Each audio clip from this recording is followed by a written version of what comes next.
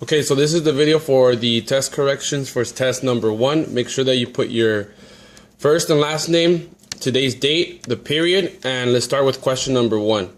Okay, question number 1 is asking you to factor. So when you factor, remember that what you really are being asked to do is to do the distributive property backwards. So here we have 9x plus 27. So the GCF of 9x plus 27 is 9. So if we go ahead and take a 9 out of both of these terms, we get 9 times the quantity of x plus 3. Why is this the answer? Because 9 times x is 9x, 9 times 3 is 27. So the correct letter for number 1 would be B. Okay, let's move on to number 2. Number 2 is simplify the expression. Simplify the expression, and the expression that they give you is 3 times the quantity 2x plus 7 plus 7 times the quantity of 5x. Let's see, 5x plus 2.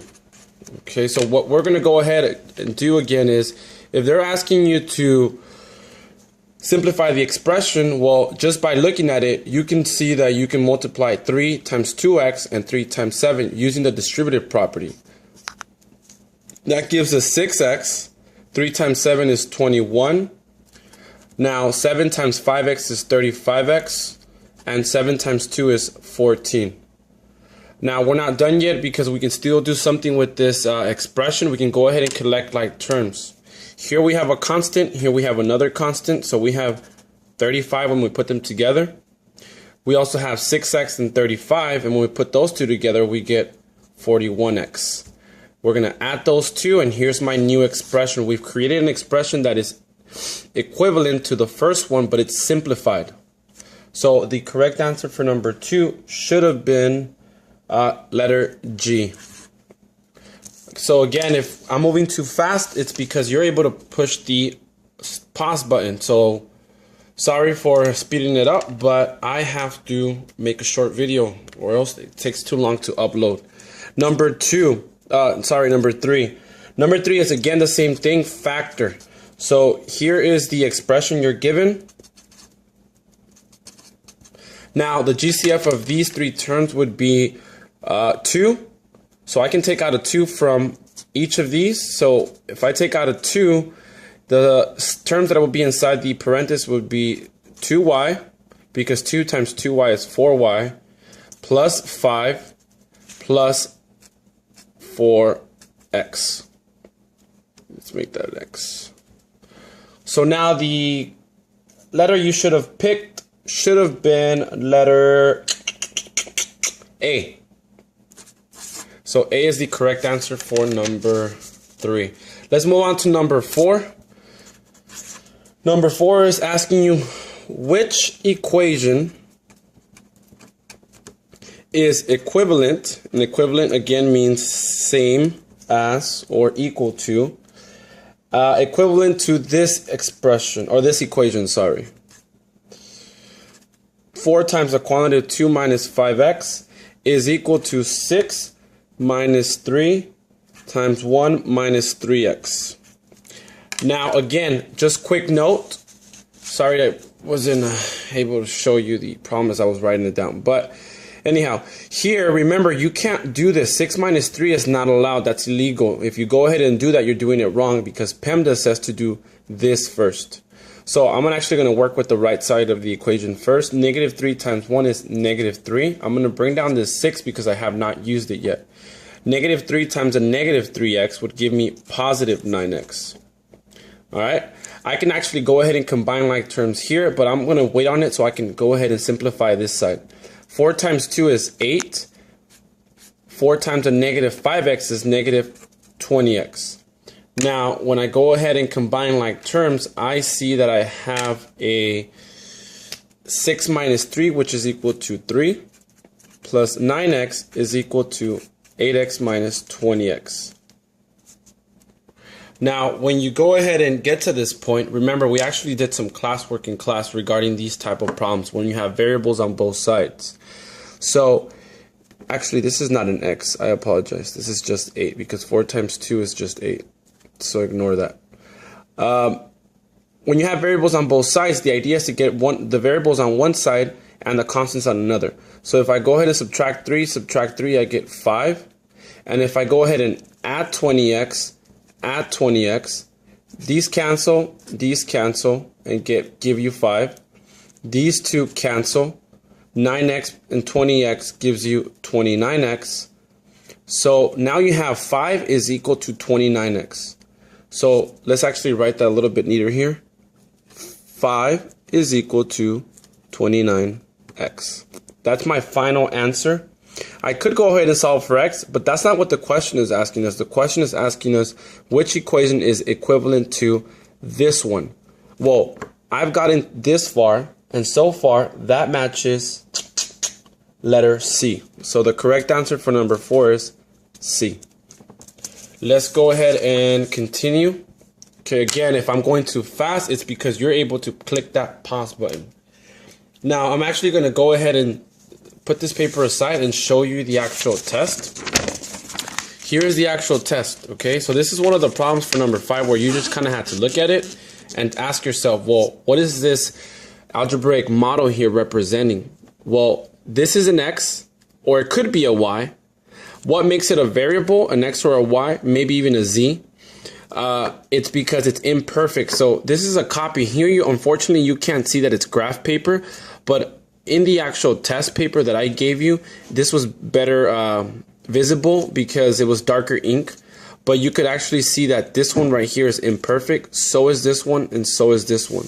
Therefore, these 3 are variables. It didn't matter where it was a y or an x, as long as you knew that they were variables. And there's 3 of them.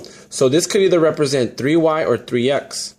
Now, these are perfect squares. So that means this represents a 1, a 1, a 1, and a 1, and a 1.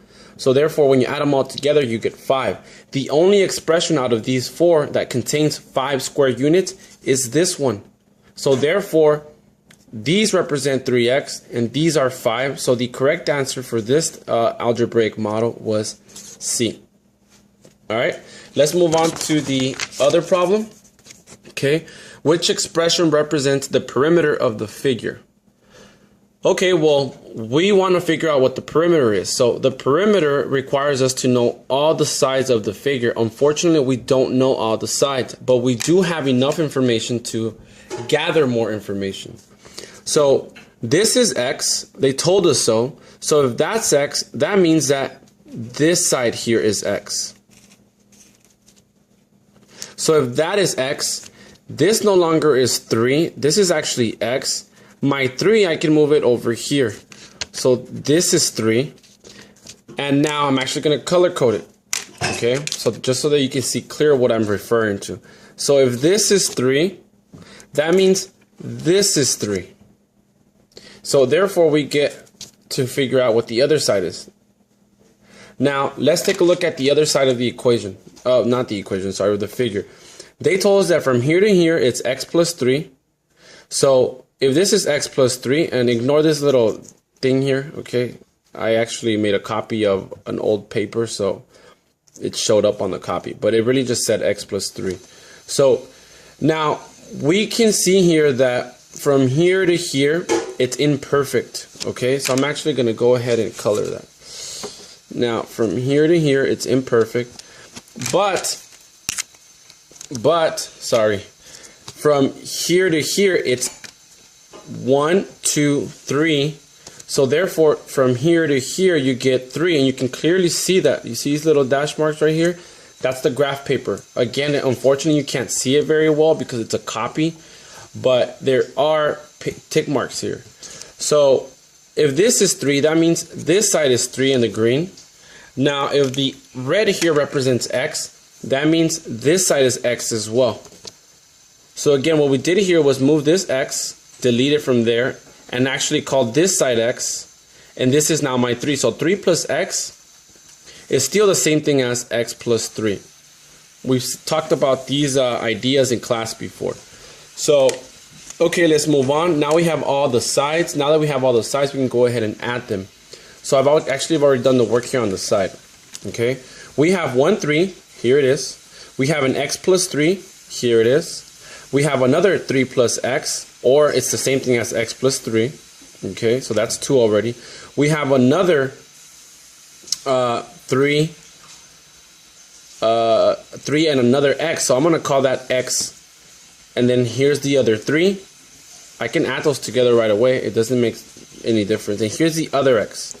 So when I add an x, an x, an x, and an x, that gives me 4x. Now, so far I have 4x, and if I add all these 3's, I get 12. So, unfortunately for you, if you're not able to understand that 4x plus 12 means the same thing as 4 times a quantity of x plus 3, you probably got this problem wrong. Why are these equivalent? Because technically this one is the unfactored version, right? And here's after the use of distributive property. What do I mean by that? Well, because 4 times x is 4x, 4 times 3 is 12. So these two mean the same thing, therefore your answer should have been B. Let's move on to number 7, the last problem on the front of the page. So standard solution to an equation is shown below. They actually work out the equation for you and they solve for n. However, either the question is asking you which statement about standard solution is true. So there's a chance that standard solution is incorrect according to B, C, and D. So if it is incorrect, it's your job to figure out which step is incorrect. Where did he start off wrong? So if we go ahead and actually start the problem ourselves, we can see that he should have done 8 times n, which is 8n. He got that right. 8 times 20, which should be 160. So 8 times 20 is not 160. Therefore, he got step 1 incorrect. He used the distributive property incorrectly. So I picked letter B. Okay, let's move on to the back of the test. Now I'm actually going to solve these on the test just because I want you to see exactly what I'm talking about. So here is number 1. Number 1 is x minus 3 minus 14. So again, we want to isolate the variable, get it by itself. So I'm going to add 3. And actually, there's an equal sign right here. Is equal to negative 14. So I'm going to add 3 here on the right side. X is equal to, if you owe $14, but you have 3, then you owe me $11. So X is equal to negative 11. Therefore, it's letter D. Let's move on to the next one. Here you have negative 7 plus Y is equal to 13. Well, if we go ahead and solve this problem, we can go ahead and add 7, add 7. So 13 plus 7 is 20, and the y stays by itself. So therefore, the answer is C. Number 10. Here it's a little bit different just because of the equation seems to be flipped around a little bit. The variable's on the right side, and we're used to see it on the left side. It doesn't matter. It means the same thing. So I'm going to go about it the same way. I'm going to add 8 and add 8. 42 plus 8 gives me 50, which is equal to negative 5x. Okay, now they're multiplying the x by a negative 5, so I'm going to go ahead and divide it by a negative 5. Divide both sides by a negative 5. So after I do that, my answer here turns out to be negative 10 is equal to x. So the correct answer is D. Okay, so let's move on to the back of this test. It's getting a little messy here, so I'm actually going to solve this on a separate sheet of paper. Here it goes, and I'm going to show you the problem right there. So the problem here for number 11 is t over 5 minus 4 is equal to negative 8. Well, they have a constant here on the left side, so I'm going to go ahead and add 4, add 4. I'm going to do the opposite of what they're doing. These get canceled out. If you owe me $8 and you have 4, you owe me 4. Now again, I am going very quickly with these problems. It's your job to slow it down by pressing the pause button on the video, okay, if you need to catch up. Now, if I multiply both sides by 5, because I want to do the opposite of what they're doing, I'm going to also do it to the right side. Now, negative 4 times 5 is negative 20.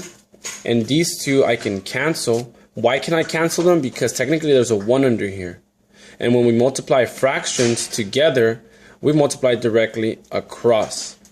And 5t over 1 times 5 is really, I'm going to do some side math right here. This means the same thing as that.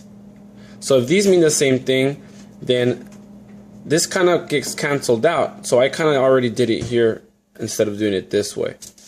Now you should sort of already know what I'm talking about. If not, then I'm sorry. Let's come to tutoring. Now the answer is t is equal to negative 20. Your correct answer should have been letter A. Now let's move on to number 12. Okay, number 12 is asking you again to solve. So let's go ahead and